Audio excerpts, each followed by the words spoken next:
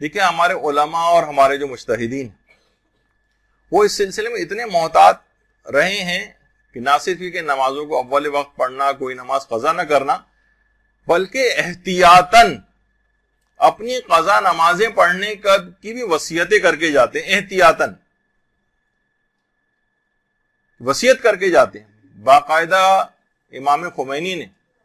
تو صحیفہ امام کے نام سے جو آثار ان کے جمع کیے گئے، اس کے جو جلد نمبر 17 ہے، اس میں بھی امام خمینی نے باقاعدہ یہ وصیت کی ہے کہ احتیاطاً میری 5 سال کی نمازیں قضا پڑھوائی ہے۔ ہوتا ہے نا، انسان ابتدائی زندگی گزار رہا ہے اور جوانی کے ابتدائی ایام میں ہو سکتا ہے مسائل کے لحاظ سے کچھ غلطیاں اس کے اندر ہو گئی ہوں، اتنا اس زمانے کے اندر انسان خیال نہیں کرتا ہے بلوغ کے ابتدائی دور کے اندر، تو احتیاطاً، ورنہ یہ نہیں کہ باقاعدہ طور پر، بلکہ اس میں لفظ ہے کہ احتیاطاً میری 5 سال کی نمازیں قضا کروائی جائیں۔ ایک اور عالم دین کی وصیت نامہ جو تھا، اس کے اندر باقاعدہ میں نے پوری زندگی کی نمازیں بھی قضا کروائی جائیں احتیاطاً، کہ ہو سکتا ہے میری نمازوں میں کبھی ایسی کوئی ریاکاری آ گئی ہو۔ بہرحال ایک احتیاط کے تقاضے کے طور پر کچھ مال چھوڑ کے گئے۔ ایک خاتون معلمہ اور ذاکرہ جو جن کی تبلیغات میں کافی حصہ ہے، ان کے متعلق بھی مجھے اطلاع ملی کہ باقاعدہ انہوں نے اپنے گھر والوں کو بلا کر وصیت کی تھی کہ جو زیورات وغیرہ میرے رکھے ہوئے ہیں، ان کو میرے مرنے کے بعد بیچ کر جو ہے وہ اس سے میری احتیاطاً قضا نمازیں اور روزے وغیرہ انجام دلوائے جائیں، کہ انسان کی زندگی میں کچھ تو یہ مرنے کے بعد یہ چیزیں کام آ جائیں، اور 1/3 کے اندر وصیت ویسے بھی اس لحاظ سے کارآمد ہوتی ہے۔ تو اس سے آپ اندازہ لگائیں کہ اگر انسان اپنی نمازوں کو باقاعدہ طور پر اگر قضا کر رہا ہو، تو اگر وہ اس اہمیت کا احساس کر لے کہ کتنا اہم چیز ہے یہ نماز کو قضا کرنا، یہ کتنی زیادہ تکلیف دہ اور نقصان دہ بات ہے، تو کبھی نمازوں کو قضا نہ کرے۔ یہی وجہ ہے کہ جن کا بھی ذکر ہوا تھا آیت اللہ شیخ حسن علی نخودکی اصفہانی، یہ کہتے تھے کہ 40 روز تک بھی انسان اپنی عبادتیں اور ریاضتیں مسلسل کرتا رہے اور فقط ایک دن کی نماز صبح کو قضا کر دی، ایک دن کی 40 روز سے مسلسل عبادتیں اور ریاضتیں انجام دے رہا ہے، اور اس دوران ایک دن کی نمازیں صبح وہ قضا کر دے، تو پوری فقط وہ 2 رکعت کو نماز نہ پڑھنے کی وجہ سے 40 روز کی عبادتیں اور ریاضتیں ضائع ہو جاتی ہیں، بالکل بیکار ہو جاتی ہیں، ان کو کوئی فائدہ اور اثر مرتب نہیں ہوتا۔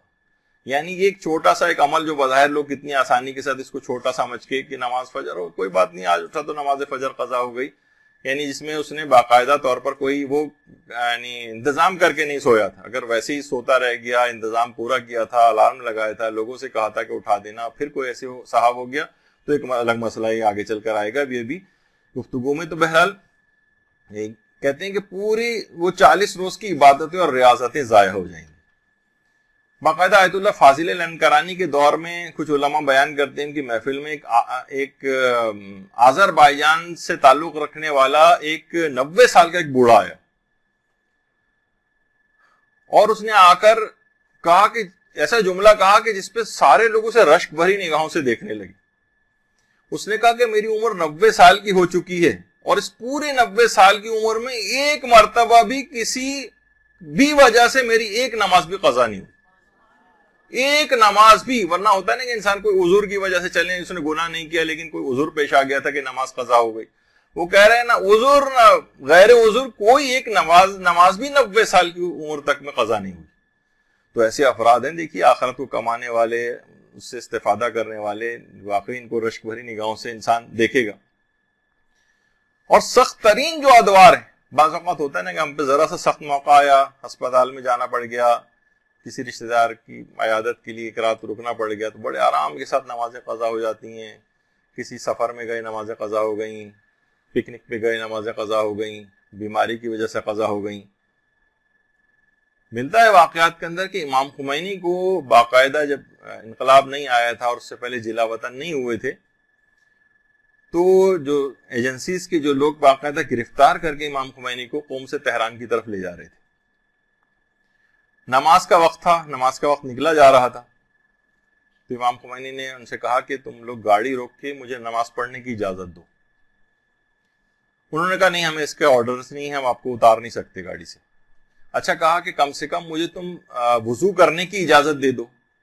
کہا کہ نہیں، وضو بھی کرنے کی اجازت نہیں۔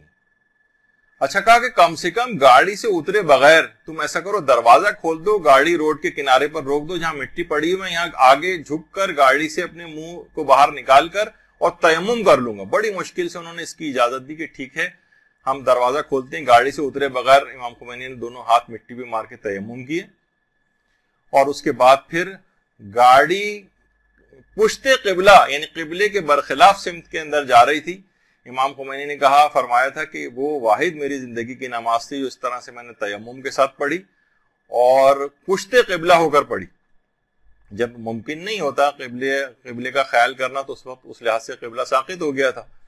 تو امام خمینی نے اتنے سخت ترین، کچھ معلوم نہیں کہ لوگ قتل کر دیں لے جا کر، کیا صورتحال ہو،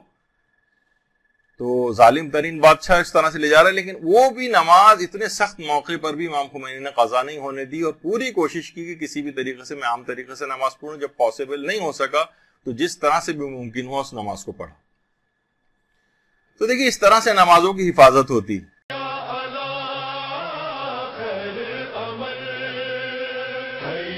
اللہ